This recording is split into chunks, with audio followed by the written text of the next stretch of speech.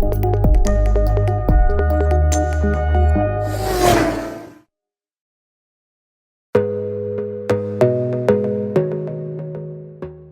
and gentlemen, welcome to TOI Auto, and today we've got a very special guest with us. We've got Mark Cameron. He is the managing director of the Defender brand. So thank you, Mark, for joining us for this conversation. My pleasure. Love to see you. And well, we are standing right now with the first test mule version of the car that the brand is building for Dakar Rally.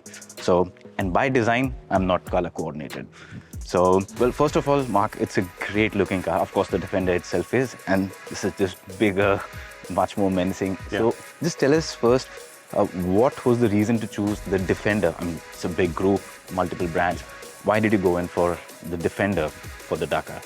Well, the Defender's all about rugged capability, durability, longevity, embrace the impossible, go anywhere, do epic things. And so as head of the brand, what I wanted to do is try and find the best way of demonstrating all of those values that are in the core car. And because Dakar is the Everest of the rally world. Sure. It was the obvious thing. Could we put a program together and go and conquer what is the toughest rally in the world? So it had to be the Defender brand. And what kind of importance does Dakar mean for you? And what is your aspiration for the first season? Yeah, so we've committed to as well as being a partner of the Dakar itself, and we're helping the Dakar run the event with support cars and all those sorts of things, and a recce car actually to go and set the course.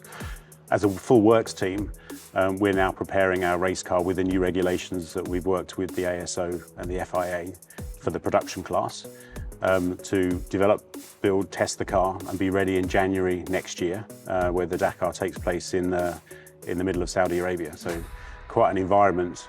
Actually, the Dakar hasn't taken place in Dakar in West Africa for many, many years, but it still has that legendary name. So that's what we're planning to do. And what was the reason, for this long gap in between now returning back to Dakar? So what was the reason for this long? So we've never been, JLR as a business, and certainly the Defender brand has never competed as a full works team in the Dakar. We've had lots of private individuals. In fact, many still race the old classic Defenders, but we've never done that as a full manufacturer works team. So this is the first time we've done that. We're setting out to do that for at least the next 3 years, so in 26, 27, 28, as well as the World Series, to go and show what this car can do against competitors and other drivers and racers. So it's one thing talking about capability and longevity and robustness, but proving it is the ultimate ambition. Right. And the Defender in its road iterations is immensely popular in India. So going forward, what are your expectations from the market? How do you see the brand growing in the country? Yeah, well, I'm absolutely delighted with our success in India, and so grateful to our customers that have loved the car and are enjoying it. So actually in the last 12 months, India's become now in their top 10 market for Defender in the world. Right. Nearly doubled volume on the previous year. So who knows what the limit is? I think as the brand gets more recognised, as more people buy and drive the car and more people see it, I think our possibilities are endless. And obviously over years and years, we're going to be developing from one product into a full brand. So we'll have other offerings from the Defender brand for customers that want something a little bit different. And so I can see a huge, bright future. And I think the Defender brand is so suited to India. Right.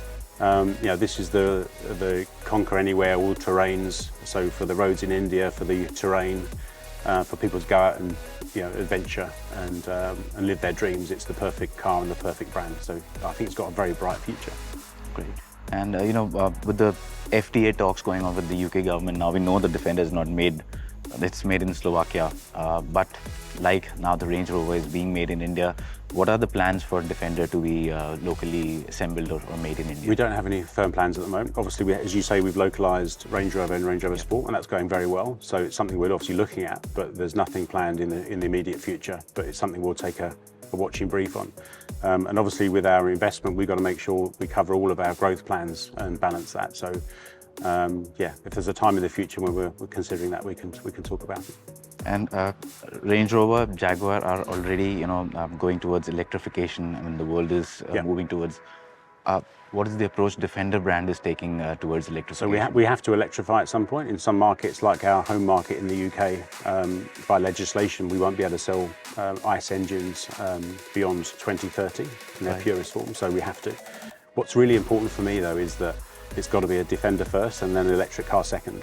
Right. So therefore taking our time to make sure that all the values of a Defender in terms of its capability, its robustness, the values that are inherent in today's Defender carry through to an electric propulsion. So that's what we're working hard on right now, and when we're ready we'll be able to show that to the world, but I think that will be an exciting addition. And when I was talking about how we expand with new customers, those customers that want to buy electric, we'll have an offering for them as well. So, but it's got to be a Defender first.